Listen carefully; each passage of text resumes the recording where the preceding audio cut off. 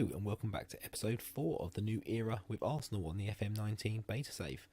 And today, it's episode 4, so last time we took on Atalanta in the first game. I think it was away from home in the Europa League. Today we have got Steaua Bucharest at home, and possibly, if we've got time, the league game as well, which I think is Watford. It is Watford, it's just up here. So 2 home games on the bounce, hopefully we can just whiz through. So in terms of results since the last episode, so where we Atalanta, yes, we won 1-0 in that game. Bit narrow, but we did the job. Alexandre Lacazette getting the goal on the half an hour. We then had Burnley, which we were going to do in that episode. We may even have done it. I don't think we did, no. But Alex Iwobi grabbing 2 goals in this game, 7 minutes and 38. And he's given me a bit of a headache because we've got players returning from injury now, but he's just unplayable. I can't keep him out the team. I've got people like Pereira coming back. I've got Mkhitaryan coming back, but he is just phenomenal and just grabbing the goals and grabbing the performances and basically grabbing the headlines, really. So I can't drop him. We then had Derby in the Carabao Cup, which we won 2-0. Danny Welbeck getting the goal from left midfield, along with Rafinha playing the kind of attacking midfielder, second striker role. Good win.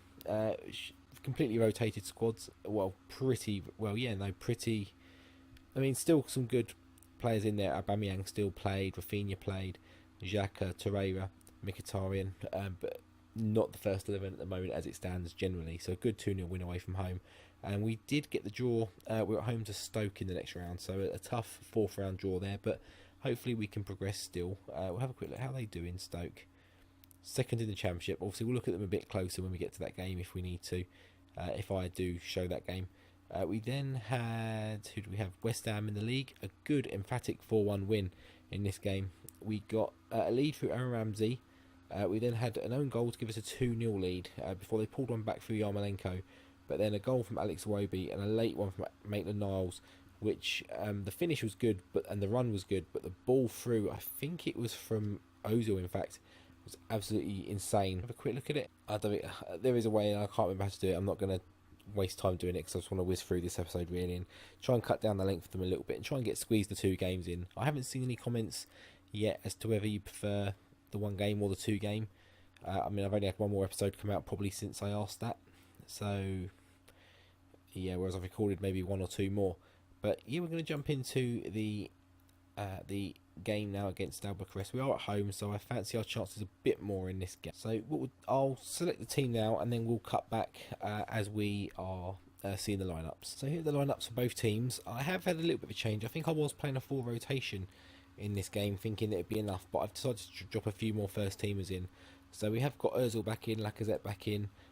We have dropped Iwobi. He's being rested. I think he's on the bench. He is on the bench. We've got Rafinha in the middle, giving Ramsey a rest, and then we've got the back 4 is pretty much set, and Bernd Leno's back in goal. Now, I'm not going to go over their team too much because I don't really know any of them. The only one I know is this Florian Koeman. He's on the bench. Junior Murray. I thought he was at... It's not the same one. I thought it was one who was at Shakhtar this season and was on Dynamo Kiev in our save last on FM18. We should be winning this one fairly comfortably. Didn't really go well. See if we can just recover something here. I mean, we got a bit of a response from Mkhitaryan, I guess, and Lacazette as well, but not amazing. Still struggling to get a real response out of the players. But we are back on, I don't know if I mentioned it in the last episode, we're back on key highlights now. It doesn't seem to have dropped, in some games, dropped the number that low, as Mkhitaryan goes close after a minute. Finally, another highlight, we've got to half an hour.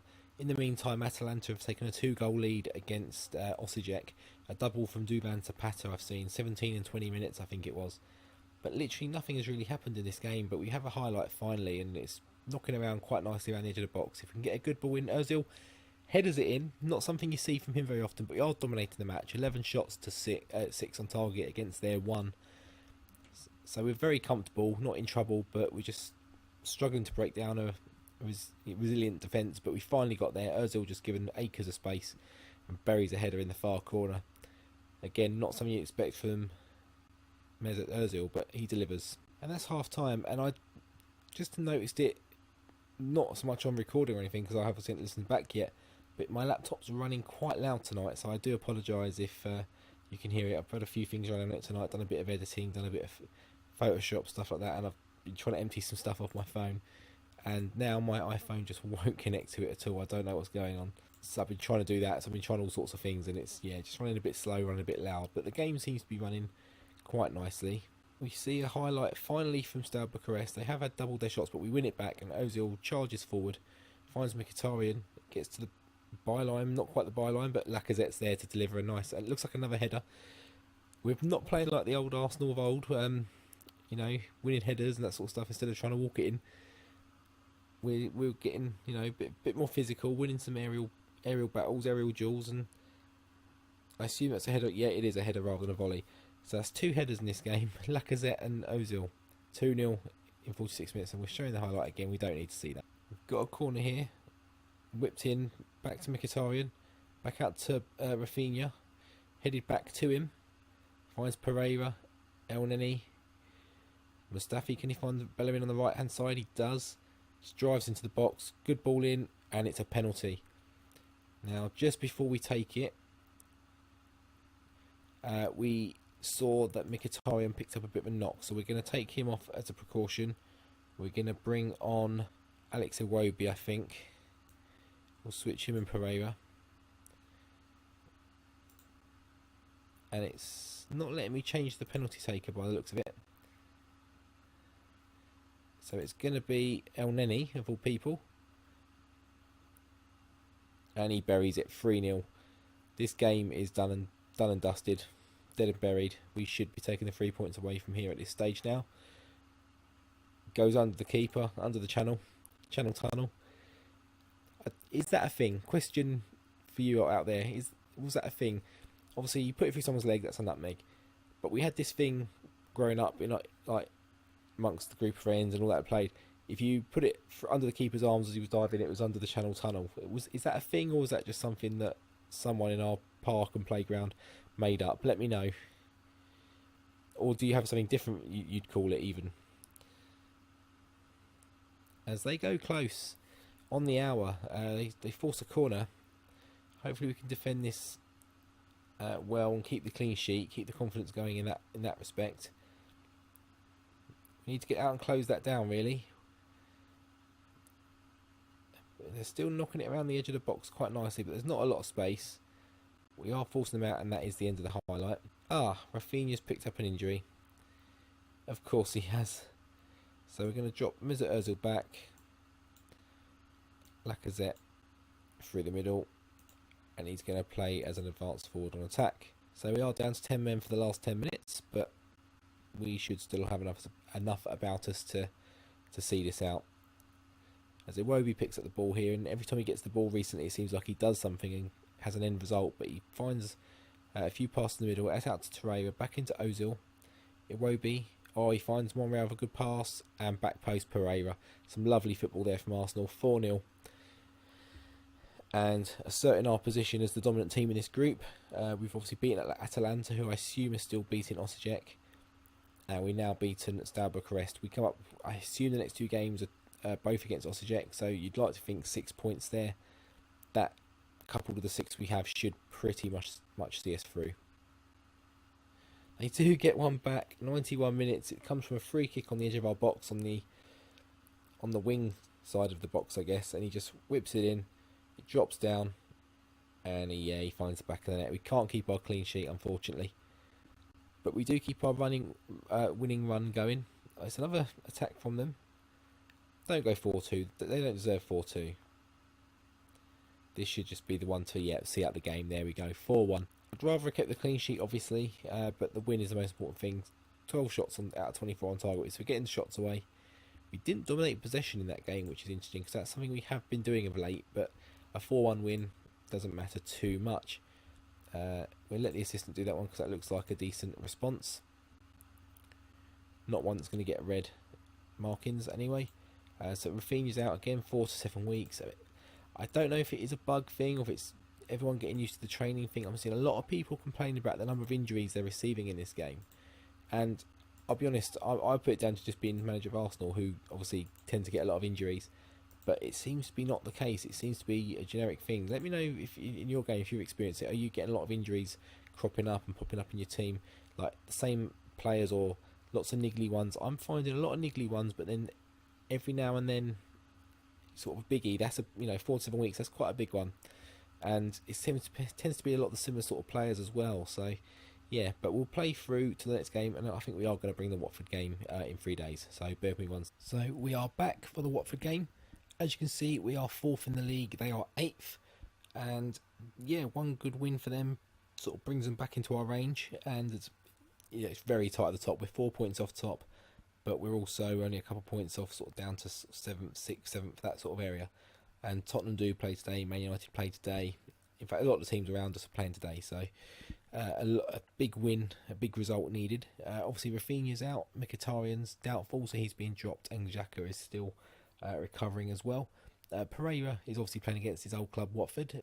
So here we go. You may notice on that last screen as well, possibly on this screen, I've added the kit packs in, the badges as well. The Arsenal kit didn't seem to look too great then, but the Watford one was up to date.